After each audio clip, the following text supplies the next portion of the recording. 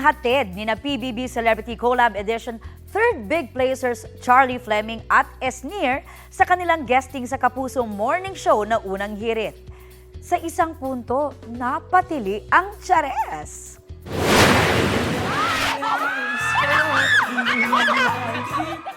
Bumisita kasi si Sparkle star at Maka actor Sean Lucas sa studio at may bouquet for Esnir. Si Sean kasi ay crush ni Esnir at dating nakatrabaho rin. Hindi naman nagpatalo si Charlie sa Quiz Bee kay Esnir. Overwhelming din ang love and support ng fans. Binalikan din ng Chares ang ilang tasks sa loob ng bahay ni Kuya. Fun din ang reaction ng duo sa kanilang meme na No Limit Tang Chares.